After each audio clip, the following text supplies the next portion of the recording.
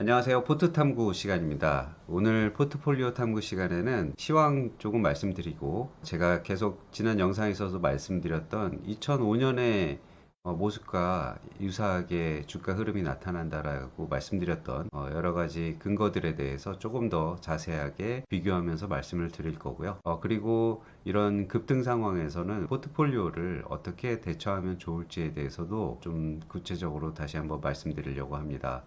일단 지지난주 시황 잠깐 말씀드리면 10월 10일 트럼프 대통령이 또 험악한 발언을 했습니다. 그 전전주에 이제 파월 의장으로 인해서 약간의 또 혼란이 있었던 것이 있었는데 2주 후인 10월 10일에는 트럼프 대통령이 중국에 대해서 무역 관세를 100% 인상하겠다라는 중국의 히토류 제한에 대한 보복성 조치를 취하면서 미국 시장이 큰 폭으로 하락을 했었습니다. 물론 주말 동안 또 다른 발언을 하면서 유화적인 제스처를 취하면서 안정되는 모습을 보이고는 있지만 미국 시장은 여전히 이틀 전에 있었던 지방은행 부실건으로 인해서 또다시 불안한 양상을 다소 이어가고 있는 모습이긴 합니다. 하지만 한국 시장은 그때 주말에 일어난 일이었기 때문에 월요일에 주식시장에 그렇게 크게 반응을 하지는 않았었고요. 오히려 화요일에 삼성전자가 어닝 서프라이즈를 발표하고 난 이후에 조금 흔들리는 모습을 보였었지만 삼성전자 실적 호전에 대한 것과 향후에 있을 뭐 AI나 로봇 이런 것들 또 데이터 센터 이런 수요들 때문에 반도체와 전력 이런 쪽 주가가 급등을 했었고요. 또 그 미국과 한국의 무역 협상 타결 가능성 소식이 전해지면서 자동차와 2차전지 이렇게 대부분 대형주들이 급등하는 모습을 보였었는데요. 이런 관련주들이 상승을 하면서 주가는 사상 최고치를 계속해서 갱신하고 있는데 그 외의 종목들은 많이 소외되는 모습을 보이고 있습니다. 그래서 지금 시황 상태는 어쨌든 굉장히 오래된 박스권을 돌파하고 난 이후의 상황이기 때문에 이런 상황에서는 조금 다른 포트폴리오 운용 전략이 필요한 것 같습니다. 그래서 오늘 그 전략을 말씀드리려고 자료를 준비를 했습니다. 2005년, 2007년 증시 패턴과 2025년, 27년 전망이라고 이렇게 했는데요. 지금 AI와 로봇 혁명의 시대를 바라보고 있는 상황에서 과거 박스권 돌파의 교훈과 미래 투자 전략을 한번 살펴보도록 하겠습니다. 2005년, 2007년 박스권 돌파를 할 때 있었던 이런 여러 가지 상황들, 그리고 그런 상황들이 최근에 얼마나 비교 가능하고 유사한지 한번 살펴보려고 하고요. 그러면서 2025년, 2027년까지의 시장을 전망하면서 종목들이라든지 포트폴리오를 어떻게 전략적으로 가져가면 좋을지를 좀 한번 생각해 봤습니다. 2005년부터 2007년까지의 상승의 동력들을 보면요. 중국의 WTO 가입 이런 효과로 인해서 중국이 글로벌 시장에 본격적으로 들어오게 됩니다. 그러면서 중국에서 정말 마구마구 생산을 했기 때문에 원자재 수요가 폭발적으로 일어났었고요. 그래서 당시에 철강 에너지 슈퍼 사이클도 있었었고, 그렇게 중국에서 저가 노동력으로 많은 제품들을 전 세계에 공급을 하다 보니까 글로벌 가격 구조에도 변화가 있었습니다. 한국 증시도 뭐 중국에 당연히 영향을 굉장히 많이 받았었고요. 국내 요인으로는 자본이 대이동을 했었습니다. 부동산 규제가 강화가 되고 워낙 또 저금리였었기 때문에요. 이 당시에는 자산운용사의 자금이 급격하게 몰리면서 간접 투자 시장도 크게 활성화됐었던 그런 시기였었습니다. 이렇게 그 자금이 많이 들어오니까 외국인들의 어떤 영향력도 수 있었던 것 같고요. 이런 상황에서 기업 실적도 폭발을 했고요. 상장사 이익들이 94년에 비해서 8배까지 증가하는 상황이었는데, 주가는 그 전에 IMF가 있었기 때문에 IMF 이후에 99년에 급반등을 했었는데 IT 버블이 꺼지면서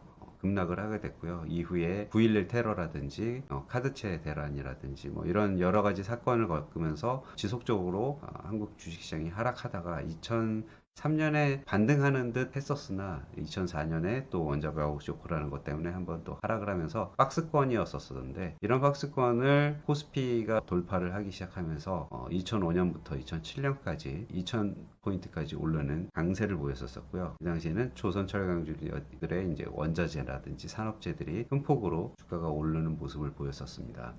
2005년부터 2007년 코스피 상승 궤적을 다시 한번 자세히 말씀드리면 2005년부터 박스권 돌파를 해서 한 4%까지 상승을 했고요. 이제 처음에는 현재의 모습처럼 IT나 뭐 이런 산업재, 반도체 중심으로 반등을 하기 시작했었고요. 대형주들이 주도를 하게 됐었습니다. 하지만 이제 이 박스권을 본격적으로 돌파하고 난 이후에 시간이 좀 흐른 다음부터는 뭐 보험이라든지 금융주, 중소형주들이 그 랠리를 보였던 것으로 파악이 됩니다. 2006년에는 장세가 조금 쉬면서 이거 2004년처럼 다시 돌아가는 거 아니야 라는 이제 걱정을 했었는데 그 큰 폭의 상승을 했는데도 큰 폭의 조정을 받은 게 아니라 오히려 횡보장세에서 소폭 상승하는 그런 조정 국면을 보였었는데요. 이렇게 급등 이후에 급락하지 않고 어느 정도 조정을 했다라는 거는 저는 그 다음 상승의 준비 단계라는 생각을 했었습니다. 2007년에는 다시 대세 상승이 이어지면서 12.25% 오르게 됐고, 이때 조선철강, 원자재, 산업재, 또 IT 이런 것들이 대부분 다 신고점을 경신을 했고요. 돈의 힘에 의해서 주가가 올라가는데 시가총액은 그렇게 크지는 않았었습니다. 아주 큰 것이 아니었기 때문에 주가가 어느 정도 상승하는 데는 한계가 있었고요. 그렇기 때문에 저평가되어 있거나 소외됐었던 중소형주들까지 폭발적으로 상승을 했고, 특히 이렇게까지도 해도 그 수요를 다 감당하기 못했었기 때문에 IPO에 대한 문턱도 낮아지면서 IPO도 실제로 많이 이루어졌던 그런 상황이었습니다. 당시에 주도업종과 뭐 상승 논리를 보시면요, 조선은 중국 선박 발주가 급증하면서 이제 현대중공업, 삼성중공업 이런 조선주들이 많이 올랐고요. 해운주들도 따라서 많이 올랐었던 기억이 있습니다. 그리고 철강 쪽이나 화학 이런 원자재 쪽은 중국 인프라 건설과 원자재 슈퍼사이클에 돌아서면서 포스코, 현대제철이 눈에 띄게 많이 올랐었던 그런 때였고, 뭐 이때 고려아연이나 비철금속 등도 많이 올랐던 것으로 기억합니다. 그리고 건설 플랜트도 중동 수주가 확대되면서 호황을 이뤘었고요. 보험이라든지 금융 이런 유동성과 자본 유입, 실적 계산 때문에 삼성화재라든지 한국금융주주 이런 회사들이 급등을 했었고, 지금도 그렇지만 반도체는 이때도 호황 사이클로 다시 접어들면서 IT가 모두 다 회복을 하고 대표주인 삼성전자, 하이닉스가 큰 폭으로 올랐었고요. 미국 시장은 이때 아마 에너지 섹터가 가장 강력한 상승을 했었던 상황이었다라고 합니다. 엑슨모빌하고 쉐보론이라든지 원자재 광업 이런 기업들이 많이 상승을 했던 그런 시기였었고요. 저는 비용 절감이라든지 이런 산업재 활발한 생산이라든지 이런 것들이 큰 경제 활성화와 주가 상승의 역할을 했다라고 생각을 하는데, 거기에다가 더해서 저는 한 가지 더 생각을 한 것이 사무자동화와 인터넷 혁명의 역할이라고 생각합니다. 이것은 바로 측정하기가 쉽지 않습니다. 어쨌든 노동 생산성이 연 3% 이상 증가했다라는 연구도 있고요. 이런 사무자동화와 인터넷 도입으로 비용이 대폭 절감되고, 그러면서 기업들이 이익이 증가하고 장기적으로 소비자들한테 공급되는 가격이 줄어들고, 또 그 대신에 임금은 좀 올라가는 이런 아주 선순환적인 구조들이 이루어지면서 세계 경제의 효율성이 향상이 됐고, 증시 랠리를 뒷받침했던 아주 숨은 공로를 톡톡히 했다라는 생각을 합니다. 그래서 이런 사무자동화와 인터넷 혁명은 지금의 이런 AI 혁명으로 이렇게 비교될 수 있을 거라고 생각을 하고, 그때하고는 비교할 수 없을 정도의 시간 절약을 하고 있다라고 생각을 하고 있습니다. 그래서 2025년 그리고 향후에 한 3년, 5년까지의 어떤 게임 체인저가 될 수 있다라고 생각하고 있고요. AI와 이런 피지컬 AI인 로봇이 과거의 어떤 중국의 노동력 이런 것들을 대체하지 않나 하는 상상을 해봤습니다. 지금 현재 AI는 구독형 모델이라든지 그 소프트웨어라든지 또 새로운 솔루션들이 나오면서 상당히 많은 생산성 향상을 이룰 것이라고 생각을 하고 있습니다. 하지만 과거와 다른 또 2025년 만에 또 리스크를 생각을 안 할 수는 없습니다. 과거에 2005년도에는 저금리 시대였었고요. 유동성이 엄청나게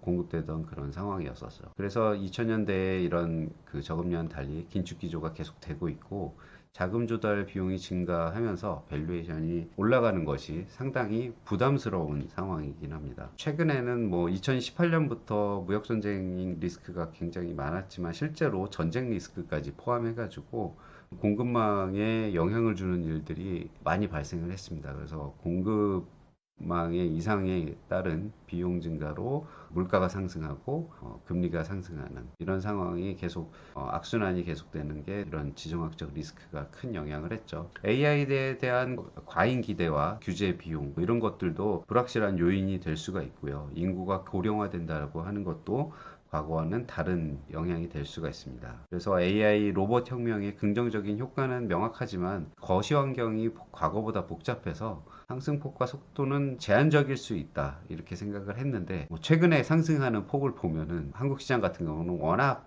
그 저평가로 눌려 있다가 지금 폭발적으로 올라가다 보니까 상승폭과 속도가 제한적이라고 생각했던 것이 조금 다르게 나타나는 것 같습니다. 그래서 2025년과 2027년 한국의 주도 업종을 이렇게 바로 연결해서 보면은요, 제가 말씀드렸던 게 과거의 비용 절감과 생산성 향상이 중국과 엑셀이나 인터넷 영향이라고 했던 것처럼 지금은 로봇이나 AI로 인해서 소요되는 당연히 반도체나 AI 칩이겠죠. 그리고 전력이나 에너지 이런 부분에서 이 종목들이 대체적으로 지금 주도하면서 주도주로 거의 확고하게 자리매김하고 있다라고 볼 수가 있습니다.